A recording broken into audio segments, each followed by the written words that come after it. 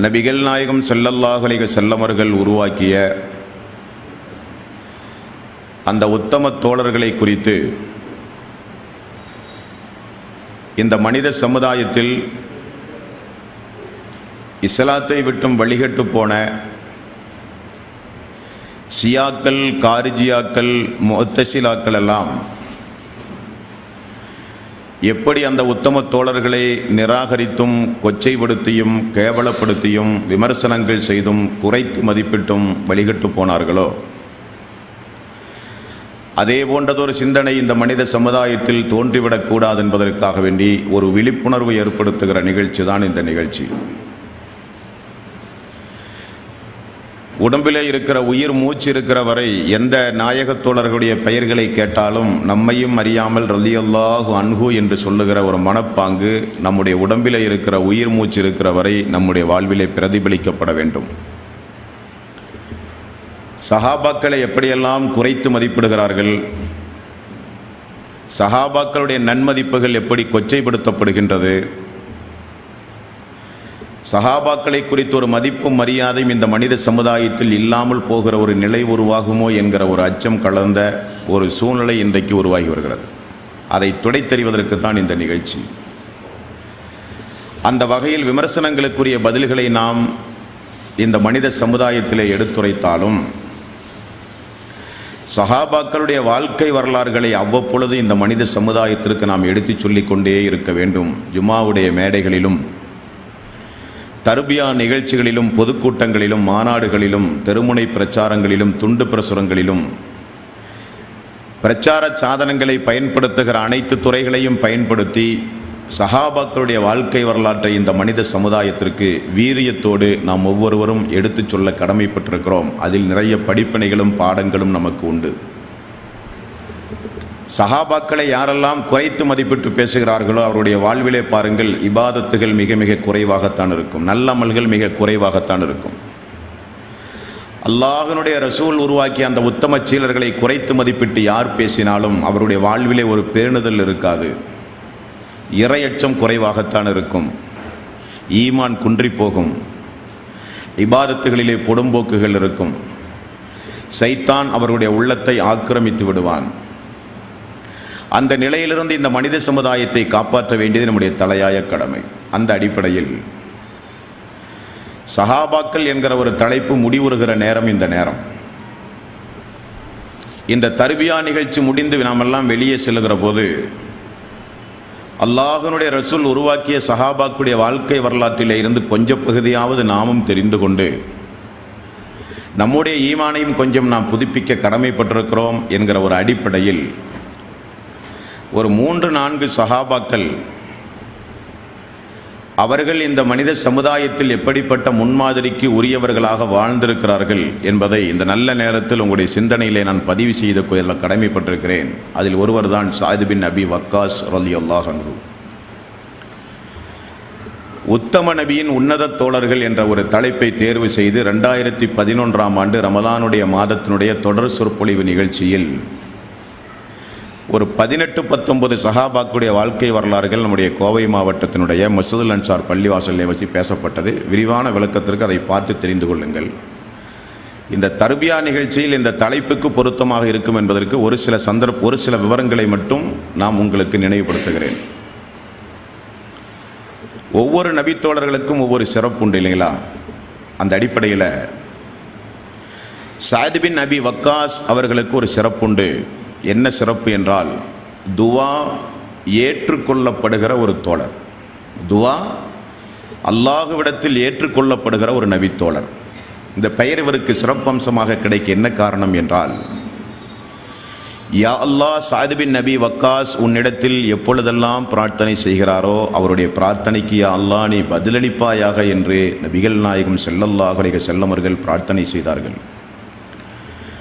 நாயகத் தோழர்களுக்கு அது தெரியாது, இது தெரியாது, அது குறித்து ஞானமில்லை, இது குறித்து ஞானமில்லை, அவர்களை விட நாங்கள் தான் புத்திசாலிகள், புத்தி கூர்மையானவர்கள் என்று பேசுகிறவர்களுடைய அறிவுக்கு ஒரு 5 மதிப்பெண் கொடுத்துவிட்டு இந்த சஹாபாக்கள் எந்த அளவுக்கு மேன்மையானவர்கள், சங்கைக்குரியவர்கள் என்பதை தொடர்ந்து நாம் பார்த்து கொள்ள கடமைப்பட்டிருக்கிறோம். துவா அங்கீகரிக்கப்படுகிற ஒரு தோழர், எவ்வளவு பெரிய ஒரு சிறப்பு பெயர்.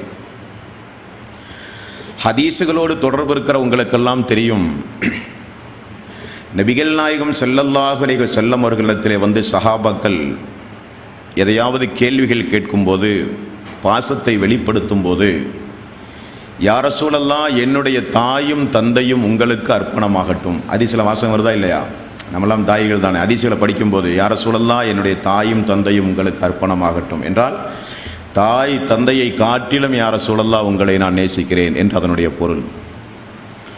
புகாரியில் 3725வது நபிமொழியை பாருங்கள். உஹது போர்க்களத்தில் உக்கிரமமாக போர் நடந்து கொண்டிருக்கும் போது நபிகள் நாயகம் ஸல்லல்லாஹு அலைஹி வஸல்லம் அவர்களை குறிவைத்து தாக்கப்படுகிற நேரம், அந்த நேரம் எப்படியாவது முஹம்மது நபி ஸல்லல்லாஹு அலைஹி வஸல்லம் அவர்களை கொலை செய்ய வேண்டும் என்று துடித்து கொண்டிருந்த நேரம். அப்படிப்பட்ட அந்த நேரத்தில் தல்ஹா அவர்களோடு சேர்ந்து ஸஅத் பின் அபி வக்காஸ் அவர்களும் எதிரிகளோடு மிக கடுமையாக போர் தொடுத்து ரசூல் ஸல்லல்லாஹு அலைஹி வஸல்லம் அவர்களை பாதுகாத்து கொண்டிருந்த நேரத்தில் தான் அடுத்த ஒரு சிறப்பு அடைமொழியை ரசூல் ஸல்லல்லாஹு அலைஹி வஸல்லம் எந்த சஹாபாக்களுக்கும் சொல்லாத, கூடுதலாக சொல்ல வேண்டுமானால் எந்த சஹாபாக்களுக்கும் சொல்லாத ஒரு அடைமொழியை ரசூல் ஸல்லல்லாஹு அலைஹி வஸல்லம் இந்த ஸஅத் பின் அபி வக்காஸ் அவர்களுக்கு சொன்ன செய்தி தான் புகாரியிலே 3725வது நபிமொழி. என்ன வாசகம்? ஸஅத் அவர்களே, எனது தாயும் தந்தையும் உங்களுக்கு அர்ப்பணமாகட்டும். ரிவேஸில் ஸஅத் ரலியல்லாஹு அன்ஹு அவர்களுக்கு ரசூல் ஸல்லல்லாஹு அலைஹி வஸல்லம் அவர்கள் சொன்னார்கள், எனது தாயும் தந்தையும் உங்களுக்கு அர்ப்பணமாகட்டும், அம்பை எங்கள் அல்லாஹ் வெற்றியை தருவான் என்று உஹது போர்க்களத்தில் ரசூல் ஸல்லல்லாஹு அலைஹி வஸல்லம் அவர்கள் கூறிய அச்செய்தி அவர் மரணிக்கின்ற வரை இந்த மனித சமுதாயத்திலே வாழ்கிற மக்களிடத்திலே சொல்லுவார்கள், எனக்கு இந்த உலகத்தில் கிடைக்கிற மிகப்பெரிய பாக்கியம், சந்தோஷமான வார்த்தை என்னவென்றால், என்னை பார்த்து ரசூல் ஸல்லல்லாஹு அலைஹி வஸல்லம் அவர்கள் சொல்லிவிட்டார்கள், அவருடைய தாயும் தந்தையும் எனக்கு அர்ப்பணமாகட்டும் என்று சந்தோஷமாக கூறுவார்களாம் ஸஅத் ரலியல்லாஹு அன்ஹு. இந்த ஸஅத் ரலியல்லாஹு அன்ஹு அவர்களுடைய வாழ்விலே அவருக்காக வேண்டி அல்லாஹு தஆலா ஒரு 5-6 வசனங்களை திருக்குர்ஆனிலே அருளியிருக்கிறான். ஸஅத் பின் அபி வக்காஸ் அவர்களுக்கு மட்டும். ஸஅத் பின் அபி வக்காஸ் அவர்களுடைய தாய் உம்மு ஸஅத் என்பது அவர்களுடைய பெயர். இந்த உம்மு ஸஅத் ரலியல்லாஹு அன்ஹு அவர்கள் இஸ்லாத்தை தழுவியதில் உடன்பாடு இல்லாமல் கடுமையான அடிப்படையில் மகனை எதிர்த்து போரிட்ட ஒரு தாய். சஹாபாக்களுடைய வாழ்க்கை வரலாறை எல்லாம் நாம் படிக்கும்போது நம்முடைய வாழ்விலும் என்றைக்காவது அது போன்ற ஒரு சில சந்தர்ப்பங்கள் நிகழ்ந்து போயிருக்கலாம் அல்லது நிகழலாம். எதையும் எதிர்கொள்ள தயாராக இருக்க வேண்டும். அப்படிப்பட்ட பாடத்திற்குரியவர்கள் அவர்கள். இந்த உம்மு ஸஅத் அவர்கள் ஸஅத் பின் அபி வக்காஸை பார்த்து, நீ பழைய மார்க்கத்தை திருப்பி விட வேண்டும் என்று எந்த அளவுக்கு தனது மகனிடத்திலே போராட முடியுமோ அந்த அளவுக்கு போராடுகிறார்கள். ஸஅத் பின் அபி வக்காஸ் அவர்கள் வளைந்து கொடுத்ததாக இல்லை. அன்போடு பேசினாள் தாய், அதட்டி பார்த்தால், மிரட்டி பார்த்தால், வீட்டை விட்டு துரத்துவேன் என்றெல்லாம் கடுஞ்சொல்லை பயன்படுத்தினாள். உங்களது மார்க்கத்தில் தானே பெற்ற தாயை மதித்து நடக்க வேண்டும், அவருடைய சொல்லுக்கு கட்டுப்பட்டு நடக்க வேண்டும் என்று உங்களுடைய முஹம்மது தானே சொல்லுகிறார். ஆகவே நீ பழைய மார்க்கத்திற்கு திரும்ப வர வேண்டும் என்று சொல்லுகிறார். இந்த செய்தி முஸ்லீமில் 4789ஆக நீண்ட நபிமொழியாக நீங்கள் பார்க்கலாம். முஸ்லீமில் 4789.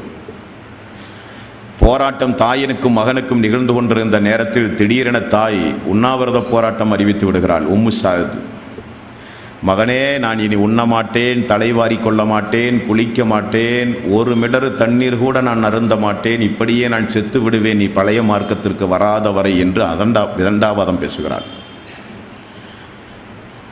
ஒரு நாள் கழிந்தது, 2-3வது நாள் தலை சுற்றி மயிற்றிலே விழுந்து விடுகிறார்கள். ஸஅத் பின் அபி வக்காஸ் அவர்களுடைய தம்பி ஸஅத் பின் அபி வக்காஸ் அவர்களுக்கு தகவல் சொல்ல வந்து பார்க்கிற பொழுது தம்பி தாயினுடைய வாயில் தண்ணீரை ஊற்றி கொடுத்து கொண்டிருக்கிற ஒரு சந்தர்ப்பம். ஸஅத் பின் அபி வக்காஸ் ரலியல்லாஹு அன்ஹு தாயை இப்படியே பார்க்கும்போது தாய் கண் விழித்து ஸஅத் பின் அபி வக்காஸை சபித்து விடுகிறார்கள். தாயினுடைய சாபம் என்பது மிகப்பெரிய பாதிப்புக்குரியது என்பதை அன்றைய கால மக்கள் புரிந்து வைத்திருந்தார்கள். தாய் மகன் பாசம். ஸஅத் பின் அபி வக்காஸ் அவர்களுக்கு அந்த சாபம் மிகப்பெரிய ஒரு தாக்கத்தை ஏற்படுத்தி நபிகள் நாயகம் ஸல்லல்லாஹு அலைஹி வஸல்லம் அவருடைய சபைக்கு அவர் ஓடி வருகிற பொழுதுதான் அல்லாஹ் இறக்கிய ஆயத் 31வது அத்தியாயத்தின் 14வது வசனம் 15வது வசனம். யா அய்யுஹல்லதீன ஆமனு லா தர்ஃபஉ அஸ்வாத்தக்கும் ஃபௌக சௌத்தின் நபியி. அல்லாஹு தஆலா 31வது அத்தியாயத்தின் 14, 31வது அத்தியாயத்தின் 15 வவஸ்ஸைனல் இன்சான பிவாலிதைஹி ஹமலத்துஹு உம்முஹு வஹ்னன் அலா வஹ்னின். மனிதனுக்கு அவனுடைய பெற்றோரை குறித்து நாம் வசியத்து செய்கிறோம். அவனது தாய் பலவீனத்திற்கு மேல் பலவீனம் கொண்டவளாக அவனை பெற்றெடுத்தாள். வஃபிசாலுஹு ஃபி ஆமைனி அனிஸ்குர்லி. அவன் பாலிருந்தும் பருவம் 2 ஆண்டுகளாகும். வலிவாலிதைக்க இளைய மசீர். உனது பெற்றோருக்கு நீ நன்றி செலுத்துவாயாக, என்னிடமே உன்னுடைய திரும்புதல் உண்டு என்று பெற்றோர்களுக்கு நன்றி செலுத்துவதை வலியுறுத்தி 14வது வசனம் உடனே அல்லாஹ் இறக்கிறார். அந்த அடிப்படையில் சஅத் பின் அபி வக்காஸுக்கு மட்டுமல்ல, உலக மக்களுக்கு அல்லாஹ் சொல்லுகிற ஒரு தகவல், தாய் எந்த மார்க்கத்தில் எப்படிப்பட்ட கொள்கையில் இருந்தாலும் உலக விஷயங்களில் அவர்களுக்கு நீங்கள் நன்றி செலுத்த வேண்டும், நன்றி பாராட்ட வேண்டும். அடுத்து அல்லாஹ் தொடர்ந்து இறக்கினான், வ இன் ஜாஹதாக அலா அன் துஸ்ரிக பிமா லைஸ லக பிஹி இல்முன். உனக்கு அறிவில்லாத ஒன்றை எனக்கு இணை வைக்கும்படி அவ்விருவரும் உன்னை கட்டுப்படுத்தினால் அவர்களுக்கு நீ கட்டுப்படவே கூடாது என்று அல்லாஹ் ஆயத்தை இறக்கிவிட்டான். அதுதான் பிரச்சனை. இங்கே கட்டுப்படக்கூடாது. உலக விஷயத்தில் உணவு, உடை, தங்கும் வசதி ஈன்ற தாய் அல்லவா, பெற்றெடுத்த பெற்றோர்கள் அல்லவா, நன்றி செலுத்த வேண்டும், அவர்களுக்கு தேவையான பணிவிடைகளை செய்ய வேண்டும். எனக்கு இணை வைக்க தூண்டினால் அவர்களுக்கு நீ கட்டுப்பட வேண்டிய அவசியமில்லை என்ற ஆயத்து இறங்கியது. அந்த ஹதீஸினுடைய விளக்க உரையை எடுத்து பார்க்கும்போது நேரடியாக தாயிடத்திலே வந்து சஅத் பின் அபி வக்காஸ் அவர்கள் சொன்னார்கள், தாயே, அல்லாஹ் உமக்கு 1000 உயிர்களை தந்து 1000 உயிர்களை இப்படி நீ அழித்தாலும் இந்த சஅத் பழைய மார்க்கத்திற்கு திரும்பவே மாட்டான் என்றார்கள். இந்த சம்பவங்களை எல்லாம் இந்த மனித சமுதாயத்திற்கு எடுத்து சொல்ல வேண்டிய நாம் சஹாபாக்களை குறித்துள்ள குறைகளை மட்டுமே அள்ளி அள்ளி இந்த மனித சமுதாயத்திலே எடுத்து சொல்லி மக்களுடைய ஈமானை பலகீனப்படுத்தி மக்களுடைய இறையற்றத்தை கேள்விக்குறியாக்குகிற ஒரு காரியம் நிகழ்ந்து கொண்டிருக்கிறது. அது மிகப்பெரிய தவறு. அது களையப்பட வேண்டிய ஒன்று. சந்தர்ப்பம் கிடைக்கும் பொழுதெல்லாம் வாழ்ந்து சாதித்து மரணித்த இந்த நபித்தோளுடைய வாழ்க்கை வரலாற்றை நாம் இந்த மனித சமுதாயத்திற்கு எடுத்து சொல்ல வேண்டும். துவா பழித்தவர் என்று நாம் பார்த்தோம். துவா அங்கீகரிக்கப்படுகிற ஒரு தோழர் புகாரியிலே பாருங்கள், 7755வது நபிமொழி. இந்த துவா எப்படி அங்கீகரித்ததென்றால், சாம் நாட்டிலே கவர்னராக உமர் அவர்களால் நியமிக்கப்பட்டிருந்தார். சாம் நாட்டில் உமர் அவர்களாக நியமிக்கப்பட்டிருந்த கூஃபாவாசிகள் கூஃபாவாசிகள் அடிக்கடி யாரையாவது குறை சொல்லிக் கொண்டே இருப்பார்கள். அது அவர்களுடைய வழக்கம். சஅத் ரலியல்லாஹு அன்ஹு அவர்களின் மீது கூஃபாவாசிகள் அவதூறுகளை கிளப்பினால் உமர் ரலியல்லாஹு அன்ஹு அவர்கள் அவரை விசாரிக்கிற அந்த குறிப்பிட்ட காலக்கெடுவுக்குள் அம்மார் அவர்களை நியமித்து திரும்ப வரச் சொல்லுகிறார் சஅத் பின் அபி வக்காஸ். உமர் அவர்கள் சஅத் பின் அபி வக்காஸ் மதீனாவுக்கு திரும்ப வந்தார். என்ன பிரச்சனை? கூஃபாவாசிகள் எல்லாம் சொன்ன பிரச்சனைகள், அவர் சரிவர தொழுவதில்லை, தொழ வைப்பதில்லை, குறைபட தொழுகிறார் என்று தொழுகையிலேயே பிரச்சனைகளை கிளப்புகிறார்கள். சஅத் பின் அபி வக்காஸை உமர் ரலியல்லாஹு அன்ஹு அவர்கள் மதீனா வரச் சொல்லி நேரடியாக விசாரித்தார். நடந்ததெல்லாம் சொன்னார். அல்லாஹ்வுடைய ரசூல் முதல் ரக்காத்தில் சூரத்துல் ஃபாத்திஹா ஓதுவார், அதற்கு பிறகு கொஞ்சம் நீண்ட சூறாவை ஓதுவார். அப்படித்தான் நான் தொழ வைப்பேன். 2வது ரக்காத்தில் ரசூல் ஸல்லல்லாஹு அலைஹி வஸல்லம் சூரத்துல் ஃபாத்திஹா ஓதுவார், நீண்ட சூறாவுக்கு பகரமாக கொஞ்சம் சின்ன சூறாவை ஓதுவார். அப்படித்தான் 2வது ரக்காத்தில் நான் தொழ வைப்பேன்.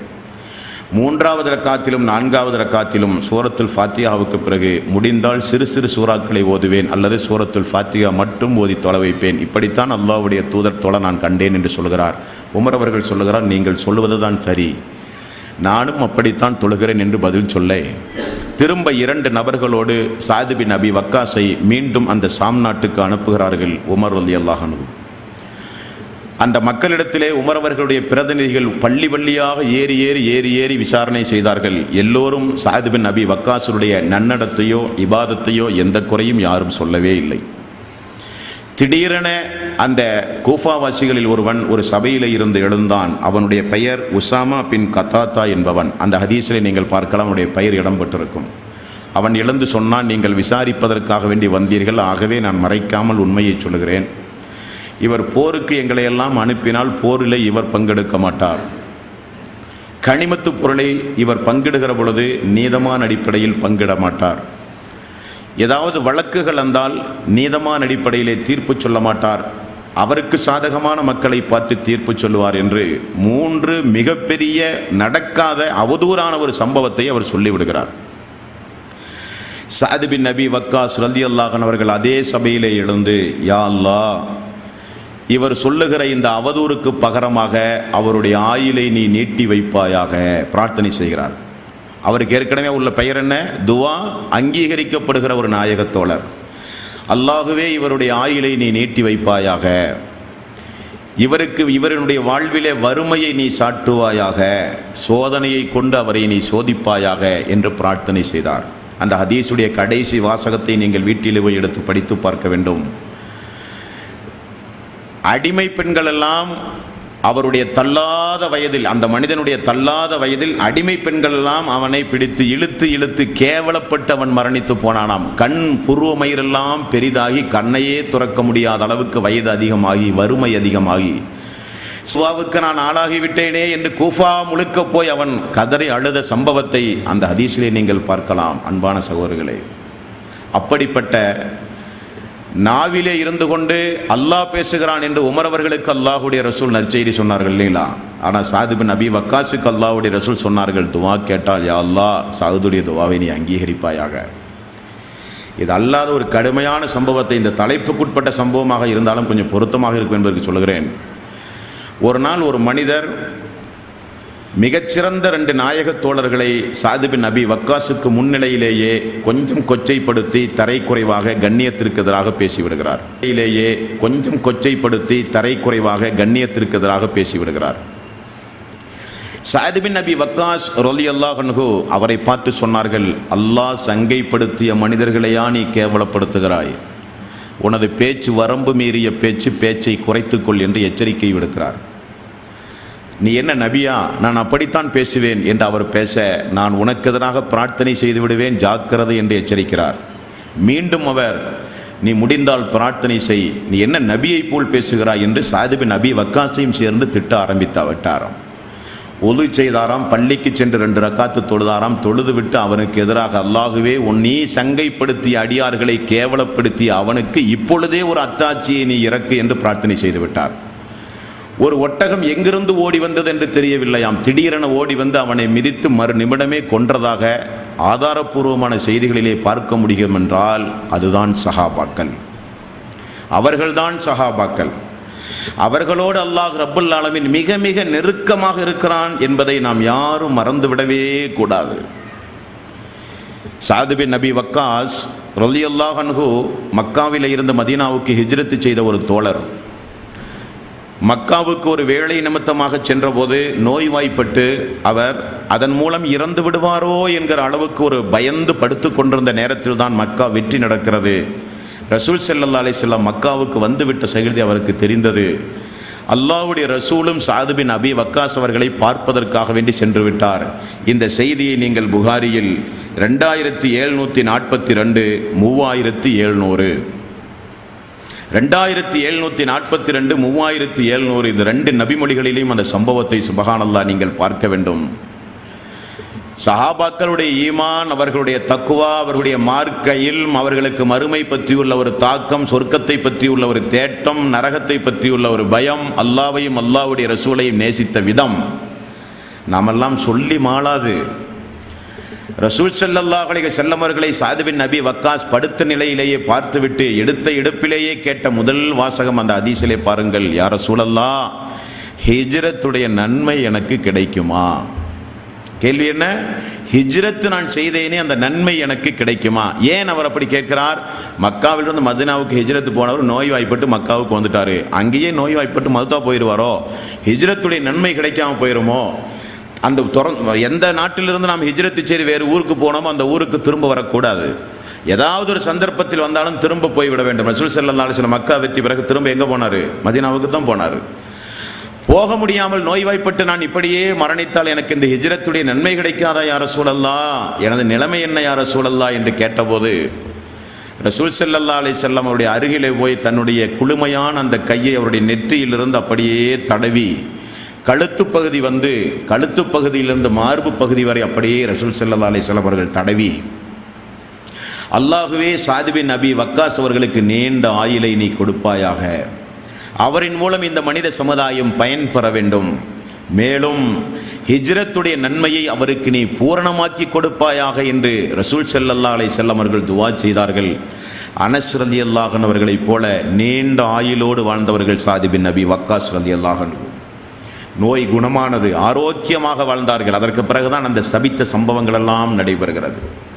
இப்படிப்பட்ட அந்த தோழர்களுடைய வாழ்க்கை வரலாறுகளை நாம் அடிக்கடி படிக்கும் பொழுது, கேள்விப்படும் பொழுது நம்முடைய ஈமானுக்கு ஒரு பாதுகாப்பு. சஹாபாக்களை பொறுத்தவரையில் சாவது என்பது உறுதிதான், ஆனால் வெறுமனே சாகக்கூடாது, ஏதாவது சாதித்து விட்டுத்தான் சாக வேண்டும் என்கிற உறுதியோடு இருந்தவர்கள் சஹாபாக்கள். மரணம் கூட மக்களுக்கு படிப்பினையாக வேண்டும் என்ற உறுதி எடுத்தவர்கள். சொல்லவா சம்பவத்தை? மரணம் கூட இந்த மனித சமுதாயத்திற்கு ஒரு பாடமாக அமைய வேண்டும். உடம்பில் இருந்து உயிர் போவது சாதாரணமாக போகக்கூடாது, சாதித்து விட்டு தான் உலகத்தில் மரணிக்க வேண்டும் என தீர்மானித்தவர்கள் சஹாபாக்கள். குபைப் ரலியல்லாஹு அன்ஹு அவருடைய வாழ்க்கை வரலாறு மிகப்பெரிய ஒரு ஆதாரம். நபிகள் நாயகம் ஸல்லல்லாஹு அலைஹி வஸல்லம் குபைப் அவர்களை புகாரிலே நீங்கள் பார்க்கலாம். நீண்ட நபிமொழியாக இடம்பெறுகிற செய்தி சஹாபாக்களுடைய வாழ்க்கை வரலாறு என்ற அந்த சஹாபாக்களுடைய சிறப்பு என்கிற பாடத்திலே நீங்கள் பார்க்கலாம்.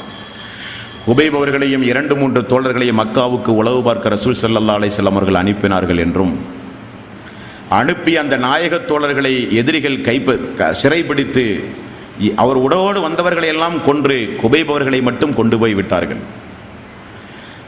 குபைப் அவர்களை கொலை செய்வதற்காக வேண்டி அன்றைக்கு விலை கொடுத்து வாங்குவதற்கு எல்லோரும் போட்டி போட்டார்களாம், அநியாயக்காரர்கள்.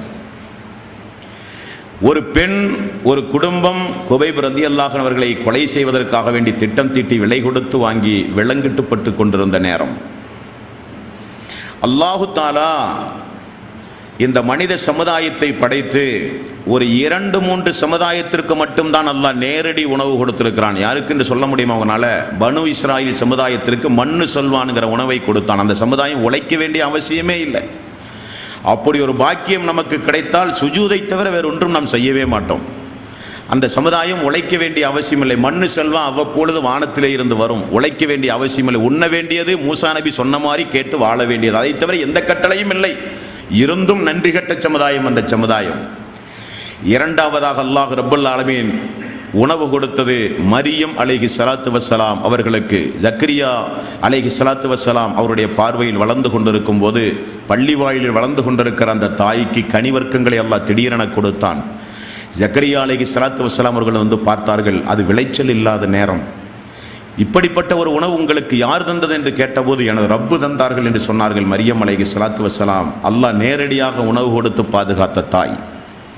மூன்றாவது குபைப் ரலியல்லாஹு அன்ஹு கையிலே விலங்கிடப்பட்டு நாளும் தேதியும் தீர்மானிக்கப்பட்டு கொலைக்களங்களுக்கு எதிரிகள் எல்லாம் தயாராகி கொண்டிருக்கிற பொழுது ஒரு சவரக்கத்தியை குபைப் ரலியல்லாஹு அன்ஹு அவர்கள் கேட்டனுப்பி விடுகிறார்கள், முடியையும் நகமுடியையும் களைவதற்காக வேண்டி. சவரக்கத்தியை எடுத்து வந்த பெண் பார்த்து அதிர்ந்து போனால், கையிலே அன்றைக்கு மக்காவிலே இருக்கிற விலை மதிக்க முடியாத கனிவர்க்கங்கள் குபைபுடைய கையிலே இருக்கிறது. எங்கு போய் அவரை எடுத்தால் கையில் விலங்கிடப்பட்டிருந்தது. அல்லாஹ் உணவு கொடுத்தான் குபைப் அவர்களுக்கு. தேதி தீர்மானிக்கப்பட்டு கொலைக்களங்கள் முடிவு செய்யப்பட்டு எல்லாம் கொலைவெறியோடு எல்லோரும் சுற்றி நிற்கிற போதுதான் இந்த சம்பவம் நடக்கிறது. அவருடைய பெயர்தான் சாத் இப்னு ஆமிர் ரலியல்லாஹு அன்ஹு. சாத் பின் ஆமிர் ரலியல்லாஹு அன்ஹு. அவர் அப்பொழுது இஸ்லாத்தை தழுவவில்லை. குபைப் ரலியல்லாஹு அன்ஹு அவர்கள் கழுமரலில் ஏற்றப்பட்டு கொலை செய்வதற்காக வேண்டி திட்டம் தீட்டி அவருக்கு முன்னால் எல்லோரும் சூழ்ந்து நிற்கிற பொழுது என்ன கூட்டம் என்று பார்க்க போனவர் இந்த சாத் இப்னு ஆமிர். இஸ்லாத்தை தழுவாத தோழர். மக்கள் எல்லாம் அவர்களிடத்திலே கேட்கப்படுகிற கேள்வி, குபைப் அவர்களே, இந்த இடத்தில் முஹம்மது அவர்கள் நின்றால் போதும் என்று மட்டும் சொல், மதீனாவுக்கு பத்திரமாக நாங்கள் உங்களை வாழ்த்து சொல்லி வழியனுப்புகிறோம் என்று சொன்னார்கள்.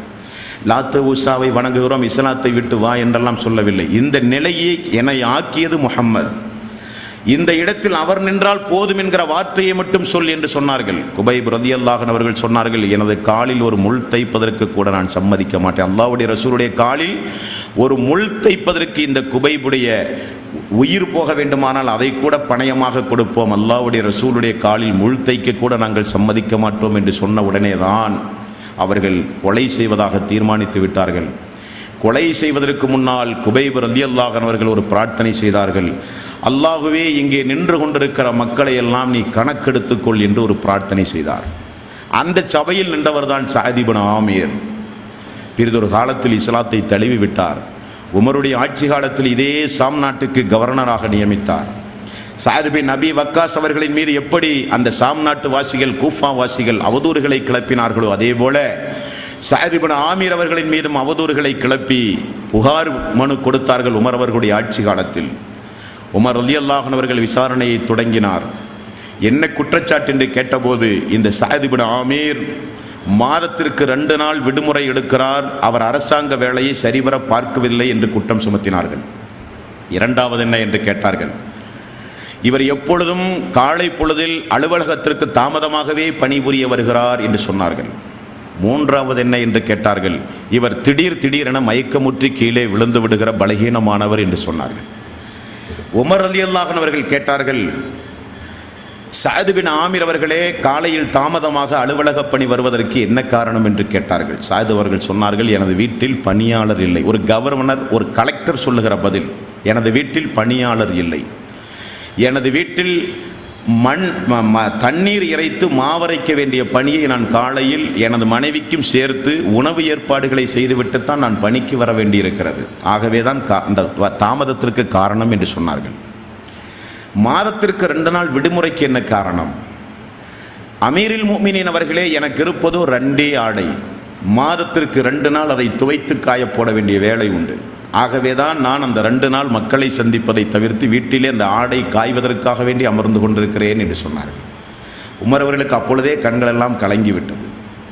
மயக்கமுட்டி கீழே விழ என்ன காரணம் என்று கேட்டபோது, அன்றொரு நாள் மக்கத்து பெருவீதியில் குபைபை கொள்கிற பொழுது குபைப் அவர்கள் ஒரு வார்த்தையை சொன்னார்கள்.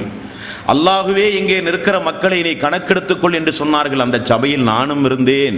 அந்த மறுமையை நான் நினைத்து பார்க்கிறேன். அந்த கொலை குற்றத்திற்கு நானும் ஒரு காரணமாக அமைந்து விட்டேனே என நான் நினைத்து பார்க்கும் பொழுதெல்லாம் எனக்கு மயக்கம் வந்து விடுகிறது என்று சொன்னவுடன் கண்கள் கலங்கி உமர் ரலியல்லாஹு அன்ஹு அவர்கள் ஆறத் தழுவி முத்தமிட்டு விட்டு திரும்பச் சென்றார்கள். குற்றம் சுமத்தியவர்களை எச்சரிக்கை செய்துவிட்டு என்று பார்க்கிறோமே. இந்த வரலாறுகள் இந்த மனித சமுதாயத்திற்கு போதிக்கப்பட வேண்டுமா வேண்டாமா? போதிக்கப்பட வேண்டும். மேடைதோறும் முழங்கப்பட வேண்டும். அப்படிப்பட்ட உத்தம சீலர்களை ரசூல் ஸல்லல்லாஹு அலைஹி வஸல்லம் அவர்கள் உருவாக்கிவிட்டு மரணித்து விட்டிருக்கிறார்கள் என்பதை இந்த மனித சமுதாயத்திற்கு எடுத்துச் சொல்லப்பட வேண்டும். என்னென்ன தலைப்புகள் எல்லாமோ ஆய்வு செய்து பேசுகிறார்கள். ரமதானுடைய காலங்கள் வந்தால், பொதுக்கூட்டங்கள், மாநாடுகள் நடைபெறும் போது சஹாபாக்குடைய வாழ்க்கை வரலாறுகள் பேசப்படுகிறார்களா என்றால் பாவிகள் திட்டம் தீட்டி அந்த சஹாபாக்குடைய வாழ்க்கை வரலாறுகளை புறம் தள்ளுகிறார்கள். நாம் கையில் எடுக்க வேண்டும் சஹாபாக்குடைய வாழ்க்கை வரலாறுகளை. தியாகங்கள் மனித சமுதாயத்திற்கு எடுத்துச் சொல்லப்பட வேண்டும். அந்த வரிசையில் தான் அப்துல்லா இப்னு ஹுதாபா என்கிற ஒரு தோழர், வரலாற்று சிறப்புமிக்க தோழர். அவரும் உமர் ரலியல்லாஹு அன்ஹு ஆட்சி காலம்தான், எல்லாம் அவருடைய ஆட்சி காலம்தான். உமர் அவர்கள் கதிகலங்கி போகிற தோழர். சஅத் பின் ஆமீர் அவர்களை நிப்பாட்டி வைத்து உமர் ரலியல்லாஹு அன்ஹு அவர்கள் ஒரு நாள் கேட்டார்கள், உங்களுக்கெல்லாம் இந்த உலகத்திலே என்ன வேண்டும் என்று கேட்டார்கள். எல்லோரும் அவரவருடைய புத்திக்கு ஏற்பட்டு ஒவ்வொரு காரணங்களை சொன்னார்கள். தேவைதான், உண்மைதான். உமர் அவர்கள் சொன்னார்கள், எனக்கு என்ன வேண்டும் தெரியுமா? இந்த சஅத் அவர்களைப் போல நிறைய ஆட்கள் எனக்கு தேவை எனது ஆட்சிக்கு என்று சொன்னார்கள். சஅதுக்கு நிகர் சஅது தான் என்றார்கள் உமர் ரலியல்லாஹு அன்ஹு. அப்படிப்பட்ட உத்தம தோழர் சஅத் பின் ஆமீர். அப்துல்லா இப்னு ஹுதாபா நீண்ட வரலாறுக்குரியவர் ஒன்றும் அல்ல. ஒரு 2, 3, 4 இடங்களில் தான் ஹதீஸ்களிலே இடம்பெறுகிறார். இருந்தாலும் முத்தாய்ப்பான இடங்களில் இடம்பெறுகிற ஒரு தோழர். அன்றைக்கு கிறிஸ்தவ சாம்ராஜ்யம் ரோமை எதிர்த்து போர் பிரகடனம் செய்தார்கள் உமர் ரலியல்லாஹு அன்ஹு அவர்கள். அந்த போரிலே பங்கெடுத்த தோழர் இந்த அப்துல்லா பின் ஹுதாபா. அன்றைக்கு ரோமர்களுக்கு தெளிவாக ஒரு விஷயம் தெரியும். முஹம்மது நபி அவர்களால் உருவாக்கிய அந்த தோழர்களெல்லாம் மிகுந்த கொள்கை பிடிப்புள்ளவர்கள். அவர்களை ஒன்றுமே செய்ய முடியாது, மதமாற்றம் செய்ய முடியாது. எவ்வளவு பெரிய கொடுமைகள், துன்பங்கள் இழைத்தாலும் அவர்களுடைய ஈமானை யாரும் அசைக்க முடியாது என்பதை புரிந்து வைத்திருந்த அந்த ரோமர்கள் அப்துல்லா இப்னு ஹுதாபா அவர்களோடு சேர்ந்து கொஞ்சம் மக்களை கைது செய்துவிட்டு கொண்டு வருகிறார்கள். அவருடைய உயிருக்கு எந்த பாதிப்பும் ஏற்படக்கூடாது என்று கட்டளை பிறப்பிக்கிறான். எல்லோரும் கைதிகளாக பிடிக்கப்பட்டு வந்தார்கள். அப்துல்லா பின் ஹுதாபா அவர்களை மட்டும் கொஞ்சம் பிரத்யேகமாக அந்த ரோம் நாட்டை ஆண்டு கொண்டிருக்கிற அந்த அரசன் கொஞ்சம் விசேஷமாக கொடுமை செய்கிறான். அவரை சுடுதண்ணி ஊற்றி கொடுமை செய்கிறான். பழைய மார்க்கத்திற்கு, கிறிஸ்தவ மார்க்கத்திற்கு நீ வர வேண்டும். சோதனை முஹம்மது அவர்களுடைய மக்களுக்குன்னு அவ்வளவு பெரிய துடிச்சலா? முஹம்மது உருவாக்கி அந்த சமுதாயத்திற்குன்னு அவ்வளவு பெரிய தைரியமா, நெஞ்செழுத்தமா? எனது தண்டனைக்கு முன்னால், கொடுமைக்கு முன்னால் அவர்களெல்லாம் நிலைகுலைந்து போவார்கள் என்று கனவு கண்டு சுடுதண்ணியை கொண்டு வந்து ஊற்றுகிறான் அப்துல்லா பின் ஹுதாபா அவர்களின் மீது. துடிதுடித்து போனார்கள். கிறிஸ்தவ மார்க்கத்திற்கு வர வேண்டும் என்று நிர்பந்தப்படுத்தினார். எனது மார்க்கம் இஸ்லாம் தான், அதையெல்லாம் விட்டு வர முடியாது என்று துணிச்சலாக பதில் சொன்னார். சிறையிலே கொண்டு போய் அடைத்தான். சிறையில் அடைத்தால் சிறை நியதி உணவு கொடுக்க வேண்டும். அந்த தர்மம் கூட பேணப்படாமல் இந்த பாவி சாராயத்தையும் பன்றி இறைச்சியும் தினசரி உணவாகவே கொடுக்க சொன்னான். அது தினசரி உணவாகவே கொடுக்கப்பட்டது. தொட்டு கூட பார்க்காத அப்துல்லா பின் ஹுதாபா ரலியல்லாஹு அன்ஹு அவர்கள் ஒரு வாரம் பொறித்து அந்த சிறைச்சாலையில் கண்காணிப்பாளர் வந்து பார்க்கும்போது தலை கீழே தொங்கிய நிலையில் அப்துல்லா பின் ஹுதாபா அவர்கள் இருக்கிறார்கள். சிறைவாடன் பதறியடித்து போய் மன்னரிடத்திலே சொன்னான், அவர் செத்து போய் விட்டார் என்று. ஓடி வந்து பார்த்தால் உடம்பிலே உயிர் உண்டு. தண்ணீர் கொடுத்து முகத்தில் தண்ணீரை தொளித்து அப்துல்லா பின் ஹுதாபாவை பார்த்து கேட்டார்கள், என்ன பயந்து போய் விட்டாயா? அப்படியே நீ சாக வேண்டியதுதான், உன்னை நான் விடமாட்டேன் என்றான் மன்னன். செத்தாலும் பரவாயில்லை, உன்னிடத்தில் தோற்க முடியாது என்றார் அப்துல்லா பின் ஹுதாபா. ஏன் இந்த உணவை உண்ணக்கூடாதா என்று கேட்டான். அப்துல்லா பின் ஹுதாபா அவர்கள் சொன்னார்கள், உயிர் போகிற நேரத்தில் பன்றி இறைச்சியை தேவைக்கேற்ப உண்ணுங்கள் என்று எனது இறைவன் எனது மார்க்கத்தில் அனுமதி கொடுத்திருக்கிறான். அந்த அனுமதியை உனக்கு முன்னால் செய்து உன்னிடத்திலே தோற்று போக நான் விரும்பவில்லை, நான் ஆகவே உண்ண முடியாது என்று சொன்னார். கொடுமை செய்து இந்த அப்துல்லா பின் ஹுதாபாவை மாற்ற முடியாது என தெரிந்தவுடனே அரசவைக்கு அழைத்து வாருங்கள் என்று சொல்லி தரமான உணவுகளை எல்லாம் உட்கொள்ளச் செய்து அரசவைக்கு கொண்டு வரப்படுகிறார். அரசவைக்கு வந்தவுடனே மன்னன் பேரம் பேசுகிறான், எனது ஆட்சியின் கீழ் இருக்கிற பாதி இடத்தை உனக்கு தருகிறேன், நீயும் உன்னை சார்ந்தவர்களும் எனது மதத்திற்கு வந்து விடுங்கள். அங்கேயும் சட்டென கொஞ்சம் கூட தாமதிக்காமல் பதில் சொன்னார்கள், ஆட்சியினுடைய பாதி அல்ல மன்னரே, உனது ஆட்சியையே எனக்கு தந்தாலும் எனது மார்க்கம் இஸ்லாம் தான், எனது தலைவர் முஹம்மது நபி ஸல்லல்லாஹு அலைஹி வஸல்லம் அவர்கள் என்று சொன்னார். கோபமடைந்தான். கொலை செய்து விடுவேன் என்று எச்சரித்தான். என்னை பற்றி உனக்கு தெரியாது, வரலாறை பார், அவனை பார், இவனை பார், எத்தனை ஆயிரம் உயிர்களை நான் கொன்றவன் என்னை மிக கடுமையாக எச்சரித்தான். முடியாது என்று சொன்னார்கள். அப்படியா, இவரை கொன்று விடுங்கள் என்று ஆணை கற்பிக்கிறான். அவரும் சிலுவையில் ஏற்றப்படுகிறார். சிலுவையில் ஏற்றப்பட்டால் அம்பெய்கிற மனிதனுக்கு மட்டும் பிரத்யேகமாக அவன் ரகசிய ஆர்டர் பிறப்பிக்கிறான். நீ எய்துகிற அம்பு அவருடைய மேனியை 1% கூட தாக்கக்கூடாது, ஆனால் மரண பயம் உண்டாக வேண்டும். கழுத்திற்கு பக்கத்திலும், தலைக்கு பக்கத்திலும், வயிற்றுக்கு பக்கத்திலும், கழுத்துக்கு பக்கத்திலெல்லாம் தான் அம்பு பாய வேண்டும். ஒரு அம்பு கூட அவருடைய மேனியில் பாயக்கூடாது. இரும்பால் செய்யப்பட்ட அம்புகள் சாறை சாறையாக பறக்க விடப்படுகிறது. எல்லா இடங்களிலும் கண் சிமிட்டும் நேரத்திற்குள் 10, 100, 50, 1000, 100 அம்புகள் பாய்ந்து விடப்பட்டது. அப்படியே அழுக ஆரம்பித்தார்கள். மன்னன் வெற்றி கண்டதாக நினைத்து அவிழ்த்து விடுங்கள் அப்துல்லா பின் ஹுதாபாவை என்று சொன்னார். அப்துல்லா பின் ஹுதாபா அவர்கள் அவிழ்த்து விடப்பட்டார்கள். இதை ஆரம்பத்திலேயே செய்து நீ கிறிஸ்தவ மார்க்கத்தை ஏற்றிருக்கலாமே, நான் இந்த விஷப்பரீட்சை கூட செய்யாமல் இருந்திருப்பேனே என்று அவன் சொல்ல, ஹுதாபா அவர்கள் சொன்னார்கள், ஏன் எப்படி சொல்லுகிறாய் மன்னரே என்று கேட்க, நீ பயந்துதானே இப்பொழுது அழுதா என்று அவன் சொல்ல, அப்துல்லா பின் ஹுதாபா சொன்னார்கள், நான் அதற்கு அளவில்லை மன்னா, எனக்கு இருப்பதோ ஒரு உயிர், எனக்கு இறைவன் 100 உயிரை தந்து 100 உயிரையும் நான் இப்படி இந்த நிலையிலேயே நான் உயிரை விட வேண்டும் என நான் நினைத்து நான் அழுதேன் என்று சொன்ன உடனே மன்னன் அதிர்ந்து போனான். உடனே மன்னன் அந்த அப்துல்லா பின் ஹுதாபா அவர்களை பார்த்து சொன்னான், இந்த மன்னனுடைய நெற்றியில் மட்டும் ஒரு முத்தமிட்டு விட்டு நீ விடுதலையாகி மதீனா போகலாம், பாதுகாப்பாக வெளியனுப்புகிறேன் என்று சொன்னார். அப்துல்லா பின் ஹுதாபா அவர்கள் சொன்னார்கள், முடியாது மன்னரே, நெற்றியில் வேண்டுமானால் முத்தமிடுகிறேன், நான் மட்டும் போக முடியாது, எனது தோழர்களையும் நீ விடுதலை செய்ய வேண்டும், அதுதான் நிபந்தனை என்றார்கள். நெற்றியிலே முத்தமிடப்பட்டு தோழர்களெல்லாம் விடுதலை செய்யப்பட்டு மதீனா வருகிற செய்தி உமர் அவர்களுக்கு கேள்விப்பட்டு உமர் ரலியல்லாஹு அன்ஹு அவர்கள் துல்ஹுலைபா மதீனாவினுடைய எல்லைக்கு வந்து அப்துல்லா பின் ஹுதாபா அவர்களையும் தோழர்களையும் அப்படியே வரவேற்று கொண்டு நின்றிருந்தார்கள். உமர் ரலியல்லாஹு அன்ஹு அவர்கள் வந்த செய்தி கேள்விப்பட்டு வந்தவுடனே ஓடிப்போய் கட்டி தழுவி முத்தமிட்டு அவருடைய நெற்றியை உமர் ரலியல்லாஹு அன்ஹு அவர்கள் முத்திவிட்டு சொன்னார்கள், வந்திருக்கிற ஒவ்வொரு தோழர்களும், நின்று கொண்டிருக்கிற ஒவ்வொரு தோழர்களும், ஆட்சியின் கீழ் இருக்கிற ஒவ்வொரு தோழர்களும் அப்துல்லா பின் ஹுதாபாவினுடைய நெற்றியை முத்தமிட வேண்டும் என்று சொன்ன சரித்திரத்திற்கு சொந்தக்காரர்கள் நாமெல்லாம். கொள்கை உறுதி என்றால் அப்படிப்பட்ட கொள்கை உறுதி. எதற்கும் தளராத, எதற்கும் தளர்ந்து போகாத நெஞ்சுறுதிமிக்க உள்ள ஒரு கொள்கை உறுதி அந்த உத்தம சஹாபாக்குடைய வாழ்க்கை வரலாறுகளிலே தான் பார்க்க முடியும். அப்படியெல்லாம் தியாகம் செய்து பாதுகாத்து தந்த தௌஹீத், இந்த தௌஹீத் யாருக்காக வேண்டி அற்பமாகவெல்லாம் விட்டு கொடுத்து விட முடியாது. விமர்சனம் செய்கிறார்கள் என்பதற்காக, சோதனைகளும் துன்பங்களும் வருகிறது என்பதற்காக வேண்டி எவனிடத்திலும் போய் சமரசம் செய்ய முடியாது. இந்த தௌஹீதை உயிர் மூச்சு உடம்பிலே இருந்து பிரிகிற வரை, கடைசி நேரம் வரை தௌஹீதுக்காக வேண்டி போராடிவிட்டு தான் நாம் ஒவ்வொருவரும் மரணிக்க வேண்டும் என்கிற பாடத்தை நமக்கு கற்றுத்தருகிறவர்கள் அந்த சஹாபாக்கள். எவனோ அறிவில்லாதவனெல்லாம் அந்த சஹாபாக்குடைய வாழ்க்கை வரலாற்றை கொச்சைப்படுத்தி பேசுகிறான் என்பதற்காக வேண்டி அவருடைய வாழ்க்கை வரலாற்றை நாமும் மறந்துவிடக்கூடாது. இளைய தலைமுறைக்கு குறிப்பாக போதிக்க வேண்டும் சஹாபாக்குடைய வாழ்க்கை வரலாற்றை. அவ்வளவு பெரிய பாடத்திற்குரியவர்கள் அந்த சஹாபாக்கள், அவ்வளவு பெரிய வீர வரலாற்றுக்கு சொந்தக்காரர்கள் அந்த சஹாபாக்கள். ஒரு வரலாற்றை நாம் படிக்கிறோம் என்றால், ஒரு வரலாற்றை நாம் கேட்கிறோம் என்றால், அந்த வரலாறு நம்முடைய வாழ்வை மாற்றி அமைக்க வேண்டும். வெறுமனே கேட்டுவிட்டு செல்கிற புராண கதைகள் எல்லாம் இவைகள் எல்லாம் வாழ்ந்து காட்டிய வரலாற்றுக்கு சொந்தக்காரர்கள் இவர்கள் எல்லாம். தொழுகை முடிந்தால் ரசூல் ஸல்லல்லாஹு அலைஹி வஸல்லம் அவர்கள் அப்படியே பார்ப்பார்கள் தோழர்களை, எல்லாரும் வந்திருக்கிறார்களா எங்கால தொழுகைக்கு? ரசூல் ஸல்லல்லாஹு அலைஹி வஸல்லம் அவர்கள் தினசரி அப்படியே பார்க்கும்போது சாபித் பின் கைஸ் அவர்களை தொழுகையினுடைய பள்ளியிலே காணவில்லை.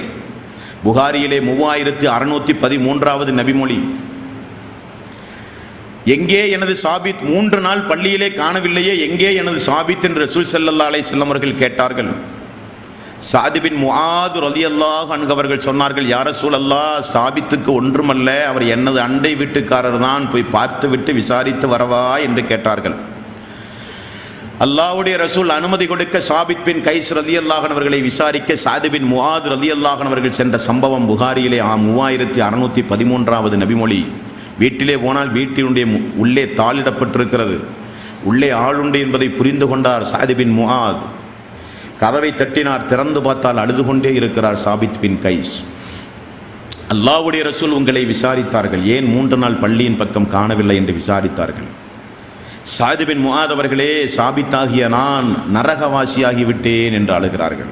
நரகவாசியாகிவிட்டேன் நான், கொஞ்சம் விவரமாக சொல்லுங்களேன், ஏன் இப்படி சொல்லுகிறீர்கள் என்று கேட்டபோதுதான் 49வது அத்தியாயத்தின் 2வது வசனத்தை அல்லாஹ் அருளினானே, யா ஐயுஹல்லதீன ஆமனூ லா தர்ஃபஉ அஸ்வாத்தக்கும், இந்த நபிக்கு முன்னால் குரலை உயர்த்தி நீங்கள் பேசாதீர்கள்.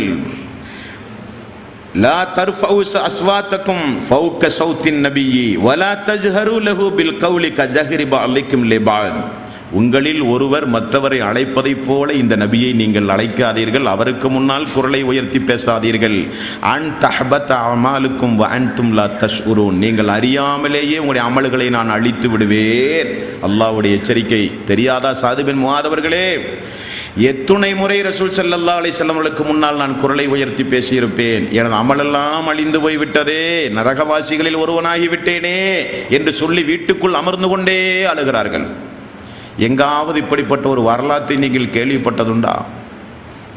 எதற்கெல்லாமோ நம்முடைய வாழ்விலே நாம் அழுதிருக்கிறோம். ஏதாவது கஷ்டங்கள் வரும்போது, துன்பங்கள் வரும் பொழுது, இழப்புகள் வரும் பொழுது, நேசத்திற்குரியவர்கள் மரணிக்கும் போது, வியாபாரங்கள் நஷ்டங்கள் ஏற்படும் பொழுது, நோய் நொடிகள் வரும் பொழுது, சகிக்க முடியாத சோதனைகள் துன்பங்கள் வரும் பொழுது நம்மையும் அறியாமல் கொஞ்சம் கண்ணீர் வரும். மனித இயல்பு, எல்லோருக்கும் அது நடந்தே தீரும். இவருடைய அழுகைக்கு அது ஒன்றும் காரணம் அல்ல. அமல் அழிந்து போய்விட்டதே, செய்த நற்கர்மங்கள் எல்லாம் அழிந்து போய்விட்டதே. யார் இவர்? இந்த சாபித் பின் கைஸ். வஹி வருகிற பொழுது ரசூல் ஸல்லல்லாஹு அலைஹி வஸல்லம் கூப்பிட்டு எழுத சொல்லுகிற ஒரு தோழர், வஹி எழுதுகிற ஒரு தோழர், மதீனத்து அன்சாரி தோழர்கள் சார்பாக ஏதாவது அல்லாஹ்வுடைய ரசூலிடத்திலே சொல்ல வேண்டுமானால் மதீனத்து அன்சாரி தோழர்களுடைய பிரதிநிதி, இயற்கையாகவே குரல் வளம் உள்ளவர் பிலால் அவர்களைப் போல. அந்த குரல் வளத்தின் காரணமாக எப்பொழுதும் கொஞ்சம் சப்தம் போட்டுவே தன்னுடைய கருத்தை சொல்லுகிறவர் இந்த சாபித் பின் கைஸ் அவர்கள். சாத் பின் முஆத் அவர்கள் எல்லாம் கேட்டுவிட்டு அல்லாஹ்வுடைய ரசூலிடத்திலே வந்து சொன்னார்கள், யா ரசூலல்லாஹ், அவரை பார்த்தேன், வீட்டிலே தான் இருக்கிறார், அழுது கொண்டே இருக்கிறார். இந்த 49வது அத்தியாயத்தின் 2வது வசனம் இறங்கிய காரணத்தினால் குரல் உயர்த்தி பேசியதெல்லாம் அவர் என்னை பார்த்து அமல்களெல்லாம் அழிந்து போய்விட்டது என சொல்லி தன்னைத்தானே நரகவாசி நரகவாசி என்று சொல்லி வீட்டிலே கிடக்கிறார் யா ரசூலல்லாஹ் என்று சொன்னவுடன் எனது தோழர் சாபித் பின் கைஸ் நரகவாசி அல்ல, போய் சொல்லுங்கள் அவர் ஒரு சொர்க்கவாசி என்றார்கள் ரசூல் ஸல்லல்லாஹு அலைஹி வஸல்லம். போய் சொன்ன பிறகுதான் கண்ணையெல்லாம் துடைத்து பள்ளிக்கு அல்லாஹ்வுடைய ரசூலுடைய சபைக்கு வந்து அமர்ந்தார் என்று நாம் பார்க்கிறோம் என்றால், சஹாபாக்கள் எல்லாம் அதற்கு பிறகு சொன்னார்கள், சாபித் பின் கைஸ் அவர்களை என்றைக்கு அல்லாஹ்வுடைய ரசூல் சொர்க்கவாசி என்று சொன்னாரோ அவரோடு சேர்ந்து நாங்கள் தொழுவோம், அவரோடு சேர்ந்து கடை வீதிக்கு செல்வோம், ஒரு சொர்க்கவாசியோடு சேர்ந்து நடக்கிறோமே என்கிற ஒரு சந்தோஷத்தோடு நாங்கள் வாழ்வோம் என்று சொன்ன வாழ்க்கை வரலாறு இந்த மனித சமுதாயத்திற்கு தெரியுமா? அப்படியெல்லாம் வாழ்ந்து மரணித்த உத்தம சீலருடைய வாழ்க்கை வரலாறு எடுத்து சொல்லப்பட வேண்டாமா? வளர்ந்தவர்களை இளைய தலைமுறைக்கு நேரம் கிடைக்கும் பொழுதெல்லாம் தர்பியா வகுப்புகள் நடத்தப்பட்டு இது போன்ற வரலாறுகள் தொகுத்தளிக்கப்பட வேண்டாமா? உள்ளங்கள் பண்படுத்தப்பட வேண்டாமா? மார்க்கத்தில் உறுதியை ஏற்படுத்தப்பட வேண்டாமா? அமல்கள் இல்லையே என்பதற்காக வேண்டி அழ வேண்டும், அமல்கள் அழிந்து போய்விடாமல் இருப்பதற்காக வேண்டி பாதுகாப்புகள் செய்ய வேண்டும். அமல்கள் அழிந்து நரகத்திற்கு போகிறேனே என்பது. அறிஞர் பெருமக்கள் எல்லாம் இந்த ஆயத்தை எந்த பாடத்தின் கீழ் தொகுத்து நமக்கு வழங்குகிறார்கள் என்றால், அல்லாஹ்வுடைய ரசூலை கண்ணிய குறைவாக எவனெல்லாம் நடத்துகிறானோ கியாம நாள் வரை அவனுக்கு பொருந்தும் என்று சொல்லுகிறார்கள். எப்படி? அன்றைக்கு ரசூல் ஸல்லல்லாஹு அலைஹி வஸல்லம் அவர்கள் உயிரோடு வாழ்ந்தார்கள். அவருக்கு முன்னால் குரலை உயர்த்தி கண்ணியத்திற்கு எதிராக பேசுகிறவர்களுக்கு பொருந்துகிற ஆயத்தாக இருந்தாலும், அல்லாஹ்வுடைய ரசூலுடைய மரணத்திற்கு பிறகு அவர் சொன்ன நபிமொழிகள் இன்றைக்கும் நம்மோடு உயிரோடு இருக்கிறது. யாராவது நபிமொழிகளை புறக்கணித்தாலோ கேவலப்படுத்தினாலோ சுன்னத்தென்று தெளிவாக தெரிந்தும் அந்த நபிமொழிகளை ஒரு மனிதன் கிண்டல் செய்தாலோ அவனுக்கும் இந்த ஆயத் பொருந்தும் என்று அறிஞர் பெருமக்கள் குறிப்பிடுகிறார்கள். ஒரு சுன்னத்தை ஒரு மனிதன் அருவருக்கத்தக்க நிலையில் பார்த்தாலோ கேவலப்படுத்தினாலோ அவனும் அல்லாஹ்வுடைய ரசூலை கேவலப்படுத்தியவனாக ஆவான், அவனுடைய அமலையும் அல்லாஹ் அளிப்பான் என்று மாற்று கருத்திற்கு இடமில்லாமல் அறிஞர் பெருமக்கள் இந்த ஆயத்துக்களை மேற்கோள் காண்பிக்கிறார்கள் என்றால், அப்படி வாழ்ந்தவர்கள் அந்த சஹாபாக்கள். அவருடைய வாழ்க்கை வரலாறு கண்டிப்பாக நினைவு கூறப்பட வேண்டும், அடிக்கடி நினைவு கூறப்பட வேண்டும், வாரத்திற்கு ஒரு முறையாவது நினைவு கூறப்பட வேண்டும். நம்முடைய மக்களை அமர வைத்து சொல்லிக் கொடுக்கப்பட வேண்டிய வரலாறுகள்.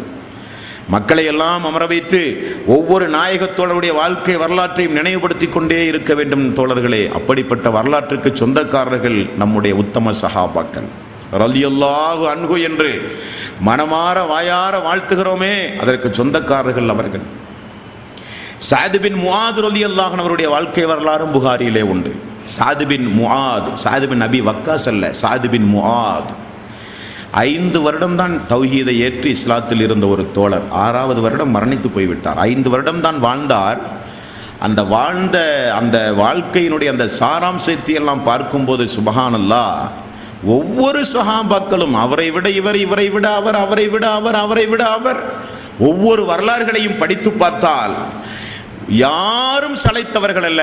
அல்லாஹுவை நேசிக்கக்கூடிய விஷயத்தில், அல்லாஹுவும் நேசிக்கக்கூடிய விஷயத்தில். சாத் பின் முஆத் ரலியல்லாஹு அன்ஹு அவர்கள் அல்லாஹ்வுடைய ரசூலோடு வாழ்க்கை நடத்தி கொண்டிருந்தார். அந்த சாத் பின் முஆதுக்கு அல்லாஹ்வுடைய ரசூலிடத்தில் ஒரு கண்ணியம் இருந்தது. எப்படி என்றால், அவுஸ் கஸ்ரஜ் கோத்திரத்துடைய தலைவர். 2 கோத்திரத்திற்கும் மொத்தமான ஒரு தலைவர் இந்த தலைவர். அது மட்டுமல்ல, யூதத்தினுடைய ஒரு குறிப்பிட்ட யூதர்களுடைய கோத்திரத்திற்கும் ரொம்ப பிரியமானவர். அல்லாஹ்வுடைய ரசூல் சொல்வதை காட்டிலும் சாத் பின் முஆத் அவர்கள் சொன்னால் ஏற்பார்கள் யூதர்கள். யூதர்கள் மதீனாவில் மிக கடுமையான குழப்பங்கள் செய்தார்கள். அந்த குழப்பங்கள் செய்து ரசூல் ஸல்லல்லாஹு அலைஹி வஸல்லம் நடவடிக்கை எடுக்கும் பொழுதெல்லாம் சாத் பின் முஆத் அவர்கள் தலையிட்டு, யா ரசூலல்லாஹ் கொஞ்சம் அவர்களுக்கு அவகாசம் கொடுங்களேன் திருந்துவதற்கு, அவர்கள் சார்பாக நான் மன்னிப்பு கேட்கிறேன் யா ரசூலல்லாஹ் என்று யூதர்களுக்காக வேண்டி பல முறை அவகாசம் வாங்கி கொடுத்து மன்னிப்பு கேட்டவர் சாத் பின் முஆத் ரலியல்லாஹு அன்ஹு அவர்கள். அந்த கட்டத்தில் தான் அகல் போர் நடந்தது. அகல் போர் நடந்த பொழுது எல்லா யூதர்களுடைய மறைமுக சதியையும் ரசூல் ஸல்லல்லாஹு அலைஹி வஸல்லம் அவர்கள் புரிந்து கொண்டார்கள். அகல் போர் முடிந்து திரும்ப வந்து ஆடைகளை கலட்டுகிற பொழுது ஜிப்ரீல் அலைஹிஸ்ஸலாத்து வஸ்ஸலாம் அவர்கள் வந்து சொன்னார்கள், தூதரே ஆடையை கலட்டாதீர்கள், இந்த யூதர்களுக்கு எதிராக நீங்கள் போர் புரிய வேண்டும் என்று கட்டளை பிறப்பித்தார். யூதர்களுக்கு எதிராக போர் புரிய வேண்டும் என கட்டளை பிறப்பித்த உடனே அகல் போரில் சொல்லனா துன்பங்களை சகித்த அந்த தோழர்களுக்கு மீண்டும் ரசூல் ஸல்லல்லாஹு அலைஹி வஸல்லம் கட்டளை பிறப்பித்த உடனே, கொஞ்சம் நினைத்து பாருங்கள், வருகிறோம் யா ரசூலல்லாஹ் என்று சொல்லி மீண்டும் அந்த போருக்கு தயாராகி யூதர்களுடைய அந்த கோத்திரம் முழுக்க கைப்பற்றப்பட்டு பெண்கள் கைதிகளாக பிடிக்கப்பட்டு நாடு கடத்தப்பட்டார்கள் ரசூல் ஸல்லல்லாஹு அலைஹி வஸல்லம். கொஞ்சம் மனிதர்களை ரசூல் ஸல்லல்லாஹு அலைஹி வஸல்லம் கடுமையோடு நடத்தப்பட வேண்டும் என்பதற்காக வேண்டி முற்றுகையிட்டார்கள். யூதர்கள் சொன்னார்கள், முஹம்மதே, சாத் பின் முஆத் என்ன தீர்ப்பை சொன்னாலும் அந்த தீர்ப்பை நாங்கள் இன்றைக்கு ஏற்க தயார், அவர் வரட்டும் எங்களுடைய விஷயத்தில் தீர்ப்பு சொல்ல என்று சொன்னார்கள். ரசூல் ஸல்லல்லாஹு அலைஹி வஸல்லம் அவர்கள் சொன்னார்கள், அழைத்து வாருங்கள் சாயித் பின் முஆத் அவர்களை, அவருடைய தீர்ப்பை நாமும் ஏற்போம் என்றார்கள். அல்லாஹ்வுடைய ரசூல் வார்த்தையை பாருங்கள், நானும் ஏற்கிறேன் அவருடைய தீர்ப்பை. நான் ஒரு தூதர், ஒரு அதிபர், நாட்டினுடைய பிரதிநிதி, எனக்கு முன்னால் எனக்கு கீழ் வாழுகிற ஒரு குடிமகனுடைய தீர்ப்பை ஏற்பதா என்று சொல்லி அதிகாரத்தை ரசூல் ஸல்லல்லாஹு அலைஹி வஸல்லம் செலுத்தவில்லை. சாயித் பின் முஆதுக்கு அல்லாஹ்வுடைய ரசூல் மதிப்பு கொடுத்தார்கள். நானும் மதிக்கிறேன், அழைத்து வாருங்கள் என்று சொல்ல, சாயித் பின் முஆத் ரலியல்லாஹு அன்ஹு அவர்கள் அம்பெய்து கையில் மிகப்பெரிய ஒரு காயம் கட்டு போட்டு ரசூல் ஸல்லல்லாஹு அலைஹி வஸல்லம் அவர்கள் வீட்டுக்கு அருகிலே ஒரு கூடாரம் அமைத்து, தூர தொலைவில் இருக்கிற சாயித் பின் முஆதுடைய வீட்டை காலி செய்து வீட்டுக்கு அருகிலே ஒரு கூடாரம் அமைத்து ரசூல் ஸல்லல்லாஹு அலைஹி வஸல்லம் பார்த்து கொண்டிருந்தார்கள். சாயித் பின் முஆத் ரலியல்லாஹு அன்ஹு அவர்கள் கழுதையின் மீது ஏறி வந்தார்கள். உங்களுடைய தலைவரை நீங்கள் வரவேற்று அமர வையுங்கள் என்றார்கள் ரசூல் ஸல்லல்லாஹு அலைஹி வஸல்லம். யூதர்கள் ஒருபுறம், சாயித் அவர்கள் ஒருபுறம், அல்லாஹ்வுடைய ரசூல், சஹாபாக்கள் கண்ணியத்தோடு அமர வைத்தார்கள். சாயித் பின் முஆத், என்ன யா ரசூலல்லாஹ், உங்களுடைய தீர்ப்பைத்தான் ஏற்பேன் என்று இந்த யூதர்கள் சொல்லுகிறார்கள். சாயிதே, உங்களுடைய தீர்ப்பு இந்த விஷயத்தில் என்ன? யா ரசூலல்லாஹ், ஆண்களில் ஒரு மனிதர் கூட இனி விட்டு வைக்கப்படக்கூடாது, எல்லோரும் கொலை செய்யப்பட வேண்டும், பெண்கள் கைதிகளாக பிடிக்கப்பட வேண்டும், இது எனது தீர்ப்பு என்றார்கள். ரசூல் ஸல்லல்லாஹு அலைஹி வஸல்லம் அடுத்து பயன்படுத்திய வார்த்தை சாயிதுடைய தீர்ப்பு அல்லாஹ்வுடைய தீர்ப்பு என்றார்கள். அல்லாஹ்வினுடைய தீர்ப்பு சாயிதுடைய தீர்ப்பு என்றார்கள் ரசூல் ஸல்லல்லாஹு அலைஹி வஸல்லம். அப்படியே நாட்கள் மெல்ல மெல்ல நகரும் போது அல்லாஹ்வுடைய ரசூல் தினசரி அந்த கூடாரத்திற்கு போய் சாயித் ரலியல்லாஹு அன்ஹு அவர்களை காலையிலும் மாலையிலும் இரவிலும் போய் உடல் நலம் விசாரித்துக் கொண்டிருந்தார்கள்.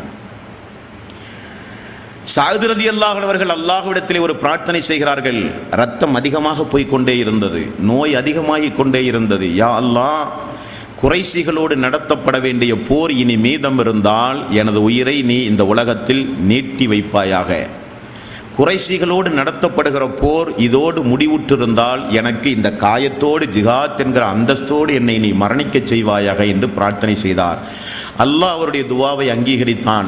இரத்தம் பீரிட்டது, கூடாரத்திலே இருந்து இரத்தம் வழிந்து ஓடியது.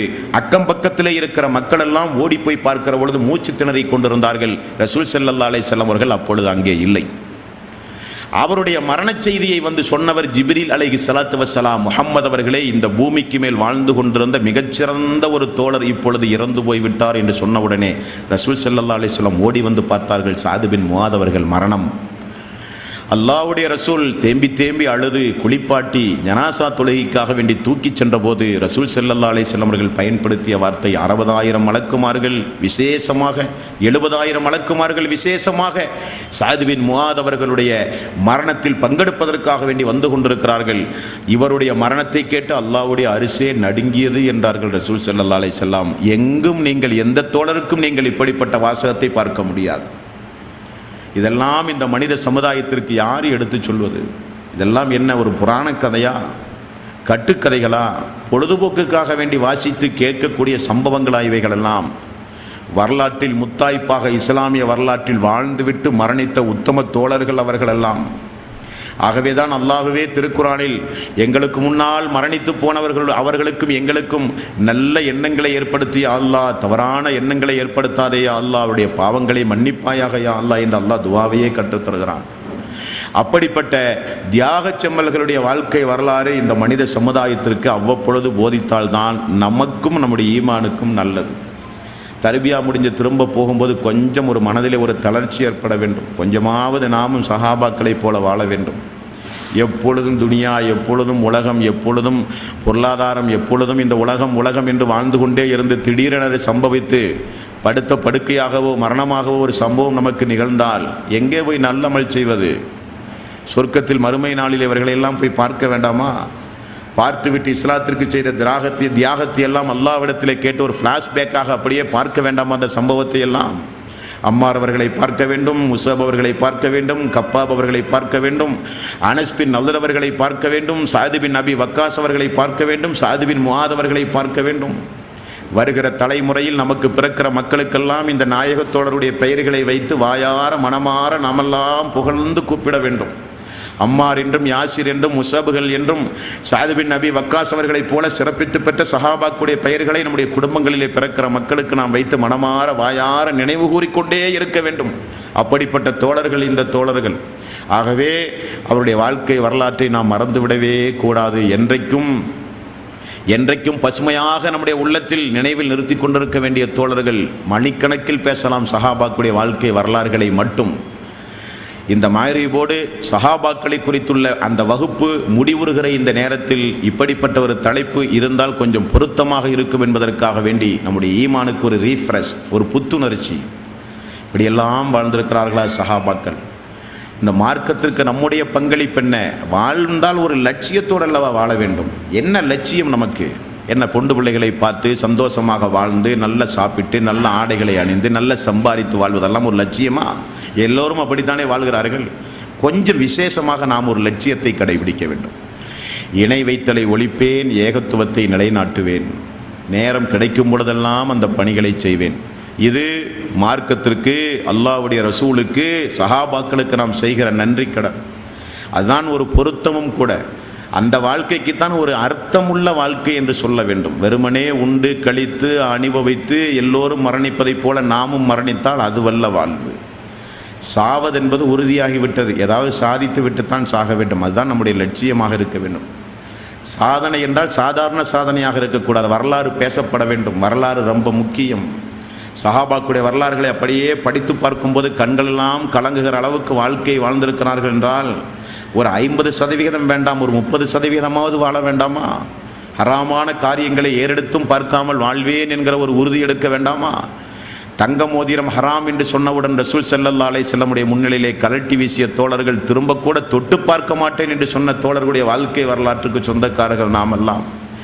ஒரு பித்அத்தான அனாச்சாரமான காரியங்களிலே போய் பங்கெடுத்து ஹராமான அடிப்படையிலே பித்அத்துகளை ஊக்குவித்து ஹராமான அடிப்படைகளை உணவுகளை உண்டு இந்த மனித சமுதாயம் வாழ்ந்து கொண்டிருக்கும் பொழுது அவர்களுக்கு இந்த சஹாபாக்களுடைய வாழ்க்கை வரலாறு எடுத்துச் சொல்லப்பட வேண்டுமா வேண்டாமா?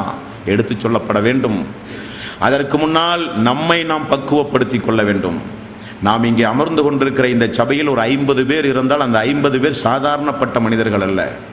ஒரு 50 பேர்களுக்கு இந்த செய்தி சொல்லப்பட்டு அந்த 50 பேர்களில் ஒரு 20 பேர் அந்த உறுதி பிரமாணம் எடுத்து நானும் இஸ்லாத்திற்காக வேண்டி பணிபுரிவேன், நானும் என்னுடைய சொந்த வாழ்வில் ஹராம் ஹலாலுகளை பேணி நடப்பேன், எனக்கு நேரம் கிடைக்கும் பொழுதெல்லாம் எனக்கு என்ன ஆற்றலை அல்லாஹ் தந்திருக்கிறானோ, எழுத்தாற்றல் என்றால் எழுத்தாற்றல், தனிநபர் பிரச்சாரம் என்றால் தனிநபர் பிரச்சாரம், எந்தெந்த வகைகளிலெல்லாம் எனக்கு இந்த இஸ்லாத்தை வெளியே எடுத்துச் சொல்ல முடியுமோ, நாயகத்தோழருடைய வாழ்க்கை வரலாற்றை சொல்ல முடியுமோ, அல்லாஹ்வுடைய ரசூலுடைய வாழ்க்கையை எடுத்துச் சொல்ல முடியுமோ, எனக்கு வாய்ப்பு கிடைக்கும் பொழுதெல்லாம் அதை நான் செய்வேன். என்னால் ஒன்றும் முடியவில்லையா, பொருளாதாரத்தையாவது வாரி வாரி செலவு செய்வேன். இந்த மார்க்கம் மேலோங்குவதற்காக, இந்த நாயகத்தோடைய வாழ்க்கை வரலாறு வெளி உலகத்திற்கு எடுத்துச் சொல்லப்பட வேண்டும் என்பதற்காக, அல்லாஹ்வுடைய ரசூலுடைய வாழ்க்கை வரலாறு எடுத்துச் சொல்லப்படுவதற்கு எனது பொருளாதாரத்தை நான் செய்து அதன் மூலம் நான் ஜிஹாத்து செய்வேன் என்கிற உணர்வு வர வேண்டும். அதுவும் இல்லையா, குறைந்தபட்சம் டெய்லி பிரார்த்தனை, தினசரி செய்கிற பிரார்த்தனையிலாவது நமக்கு கேட்கும் போதெல்லாம் நாயக தோழர்களையும் கொஞ்சம் உள்வாங்கி கொண்டு, அல்லாஹுவே எங்களுக்கு முன்னால் மரணித்து போன அந்த ஏகத்துவவாதிகள் தௌஹீதுகளுக்காக வேண்டி பாடுபட்டு உனது அன்பையும் அருளையும் பெற்று இந்த உலகத்தில் வாழ்ந்த அந்த நாயக தோழர்களுடைய கபருடைய வாழ்வை நீ கொஞ்சம் விசாலமாக்கி சொர்க்கத்து காற்றை வீசச் செய்து கொஞ்சம் பிரகாசத்தை ஏற்படுத்தி கொடு யா அல்லாஹ். பாவங்களை எல்லாம் மன்னித்து அவர்களுக்கு சொர்க்கத்தில் உன்னதமான அந்தஸ்தை தூதரோடு ஒன்றாக இருக்கிற வாய்ப்பை அவர்களுக்கு நீ வழங்கு யா அல்லாஹ். அவர்கள் விட்டு சென்ற இந்த மார்க்கத்திற்கு பணிபுரிகிற ஒரு வாய்ப்பை எங்களுக்கு தா யா அல்லாஹ். அவர்களோடு சொர்க்கத்தில் எங்களையும் ஒன்றாக ஆக்குவாயாக யா அல்லாஹ். அவர்களுக்கு செய்கிற இந்த பிரார்த்தனையின் கூலியை எங்களுக்கும் நிறைவாக தந்து எங்களையும் இந்த மார்க்கத்தில் உறுதிப்பட நிலைத்து நிற்க செய்ய அல்லாஹ். தாங்க முடிகிற சக்தியை தந்து எங்களை சோதனை செய். சக்திக்கு அப்பாற்பட்டு எங்களை நீ சோதித்து விடாதே. நாங்களும் மரணிக்கின்றவரை இந்த களப்பணியை திறம்படச் செய்ய வேண்டும். இஹ்லாஸாக ஆயுளை அதற்காக வேண்டி எங்களுக்கு நீ நீட்டித்தர வேண்டும். அந்த ஆயுளை நீட்டித் தருவதன் மூலம் நற்கர்மங்களை செய்து அழைப்பு பணி செய்து இணை வைத்தலுக்கு எதிராக போராட்டங்கள் நிகழ்த்தி தௌஹீதை இந்த மனித சமுதாயத்திற்கு எடுத்துச் சொல்லி நான் மரணிக்க வேண்டும் யா அல்லாஹ். அதற்கு எனக்கு நீண்ட ஆயுளை தா, உடலில் ஆரோக்கியத்தை தா, நோய் நொடி இல்லாத வாழ்வை தா என்று அல்லாஹ்விடத்திலே பிரார்த்தனை செய்ய வேண்டாமா? பிரார்த்தனை செய்ய வேண்டும். ஆகவே இந்த மக்ரிபோடு இந்த வகுப்பு முடிவுறுகிற இந்த நல்ல நேரத்தில் மீண்டும் மீண்டும் நான் ஞாபகப்படுத்துவது, தர்பியா நிகழ்ச்சி எப்பொழுது நாம் வைத்தாலும் ஏதாவது 1-2 சஹாபாக்களுடைய வாழ்க்கை வரலாறாவது நாம் அவ்வப்போது நினைவில் நிறுத்தி கொள்ள வேண்டும். வேண்டாமா? கண்டிப்பாக வேண்டும். அப்பொழுதுதான் நம்முடைய ஈமானுக்கு பாதுகாப்பு. அல்லாஹ்வுடைய ரசூல் பட்ட கஷ்டங்கள், துன்பங்கள், அவர்களோடு சேர்ந்து பட்ட குடும்பமாக இஸ்லாத்திற்கு செய்த தியாக வரலாறுகள் எல்லாம் நிறைய பேச வேண்டி இருக்கிறது. 19 சஹாபாக்களுடைய வாழ்க்கை வரலாறை புரட்டி பேச வேண்டும் என்பதற்காக வேண்டி தொகுத்து பார்க்கும்போது தான் 43, 44 வயதும் இப்படியே அநியாயமாக போய்விட்டது. இவ்வளவு சஹாபாக்களுடைய வாழ்க்கை வரலாறு இன்னும் ஹதீஸ்களிலே இருந்து காலமெல்லாம் பேசலாமே. காலமெல்லாம் பேசினால், திண்ணை தோழர்களை மட்டுமே எடுத்து பேசினால் இந்த உலகத்தில் நாமெல்லாம் நிம்மதியோடு வாழவே முடியாது. இஸ்லாத்திற்கு எதையாவது ஒன்றை செய்யாமல் மரணித்தால் அது மிகப்பெரிய துரோகச் செயல் என்பதை நாமெல்லாம் உணர்ந்து விடுவோம். அப்படிப்பட்ட வாழ்க்கைக்கு சொந்தக்காரர்கள். அழுகிற பொழுது அல்லாஹ் ஆயத்தை இறக்கி இருக்கிறான். சங்கடப்படுகிற பொழுது ஜிப்ரீலை அனுப்பி அல்லாஹ் ஆறுதல் சொல்லி இருக்கிறான். அவர்கள் வருத்தப்படும் பொழுதெல்லாம் அல்லாஹ் ரப்பல் ஆலமீன் வருத்தப்படாதீர்கள், உங்களோடு நான் இருக்கிறேன் என்று சொல்லி அந்த மக்களை அல்லாஹ் ரப்பல் ஆலமீன் ஆறுதல் படுத்தி இருக்கிறான்.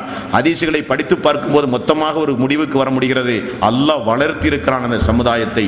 கோழி குஞ்சை வளர்த்துவதைப் போல, தாய் மக்களை வளர்த்துவதைப் போல சஹாபாக்களை வளர்த்தி ஆளாக்கி இருக்கிறான் அல்லாஹ் ரப்பல் ஆலமீன். அவர்களோடு நான் உண்டு உங்களோடு என்று அல்லாஹ் வெறுமனே சொல்லவில்லை, நிரூபித்து காட்டியிருக்கிறான். ஒவ்வொரு போர்க்களத்திலும் அவருடைய குடும்ப வாழ்விலும் தனிப்பட்ட வாழ்விலும் நிறைய சம்பவங்கள் உண்டு அன்பர்களே. ஆகவே சஹாபாக்களை குறித்து மட்டம் தட்டி விமர்சனம் செய்கிறவர்களை ஒருபுறம் ஒதுக்கி தள்ளிவிட்டு சஹாபாக்களுடைய மேன்மையையும் மதிப்பையும் நேரம் கிடைக்கும் பொழுதெல்லாம் இந்த மனித சமுதாயத்திற்கு எடுத்துச் சொல்ல வேண்டும். எடுத்துச் சொல்வதோடு மட்டும் நின்று விடாமல் சொந்த வாழ்வில் நாமும் கொஞ்சம் பின்பற்ற வேண்டும்.